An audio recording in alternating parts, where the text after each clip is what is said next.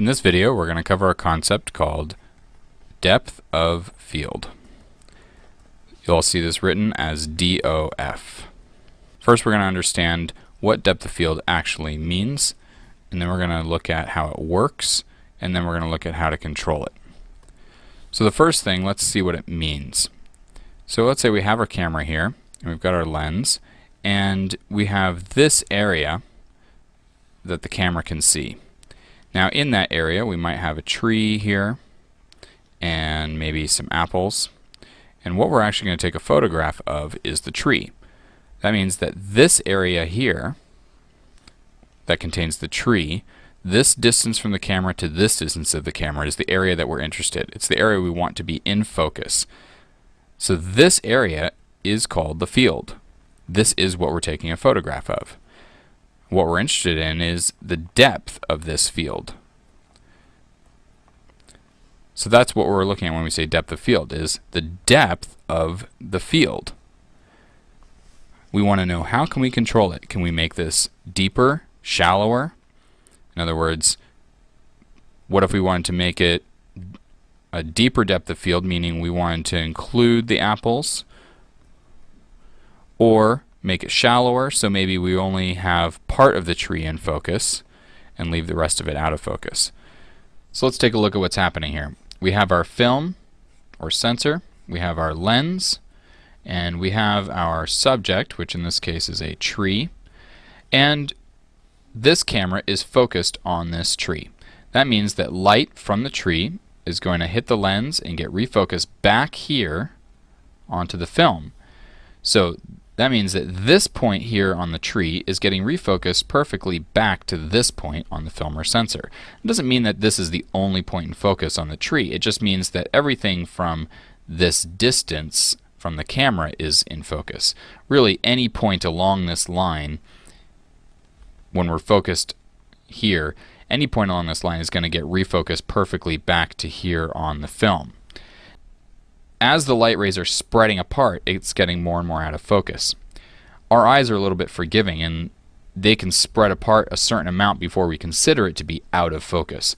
So there's kind of a limit here on either side where we consider, okay, that's too out of focus, this is too out of focus.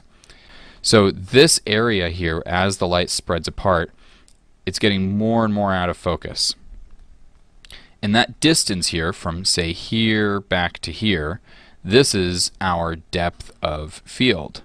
It's the area where, okay, now it starts to be in focus, and then it starts to go out of focus again. And again, because it's for any point along this line, this is really, this whole area in here is what becomes in focus. Now we want to know, how can we control that? Well, if we want a wider depth of field, we need to make sure that this light is not spreading out too fast. If we want a shallower depth of field, we want to make sure the light spreads out fast enough so that by this point it's now too spread out, or by this point it's now too spread out for us to consider it in focus. So in the interest of time here, now what we want to look at is what we can do to control our depth of field and achieve either this depth of field or this depth of field.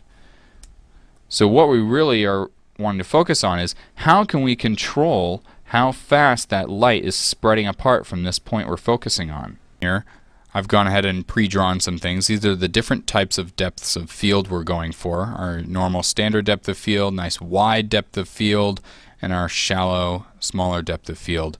And then our basic example setup we've been using to show how this works. So in this first example, we're going to leave our subject where it is, and what we're going to do is we're going to move the camera much farther away from our subject.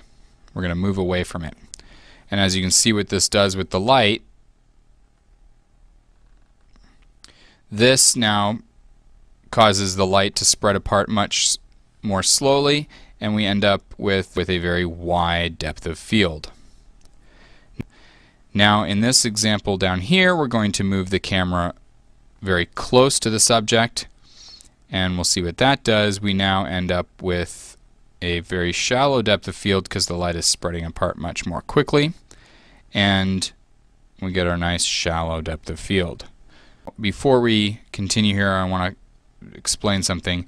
This distance from the lens to the film is called focal length. And you'll see this measured in millimeters. So for instance, your lens might have a rating saying it's a 28 millimeter lens or a 35 millimeter lens, or it could be a 300 millimeter lens. And what that's referring to is this distance. And we're going to use a change in the focal length to adjust our depth of field. So let's see how that works. So we're going to leave the film where it is. For both of these examples, we're going to leave the film in the same place and leave our subject in the same place. So we're not actually moving any closer to our subject or farther away. What we are going to do is we're going to adjust the focal length. So if we want a wide depth of field, we want to have our lens closer to our film so that we end up with a nice wide depth of field. And we end up with our wide depth of field. Now, we're going to move the lens a lot farther from the film.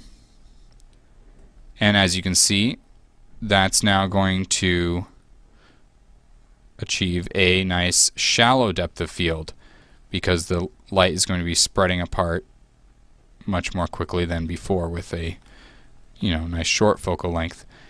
So here's our focal length is nice and long to achieve a shallow depth of field, and nice and short to achieve a wide depth of field. Okay, so let's take a look at the third method of adjusting our depth of field. For this example, we're going to leave the subject where it is, and we're going to leave the film where it is, and we're going to leave the lens where it is. Okay, so if we're leaving all that the same, what is there to change? The iris is a mechanism inside the camera that opens and closes a hole to let light through from the lens to hit the back of the camera. So you might have this mechanism in here with a hole that can get bigger or smaller. The hole itself is called the aperture. The mechanism that creates that hole is called the iris. So here we have the iris at this size, and it lets the light through, and we get our depth of field. Now we're just going to open it up just a little bit. We're only going to open up this little hole here and let some light through. Well, what happens? Well, our light can only go so far in terms of spreading out. And as you can see, what we end up with is this nice wide depth of field. By closing down this aperture, we end up with a wider depth of field. When we open it back up, we end up with a shallower depth of field. So we have our subject, distance, we have focal length, and we have aperture, or f-stop. So if we want to look at what these do, if we want a nice wide depth of field, we want our subject far. If we want a shallow depth of field, we want our subject close. If we want a wide depth of field, we want a short focal length. For a shallow depth of field, we want a long focal length. So for aperture, if we want a wide depth of field, we want a small aperture, which of course means a large f-stop. And if we want a shallow depth of field, we want a large aperture, which of course means a small f-stop.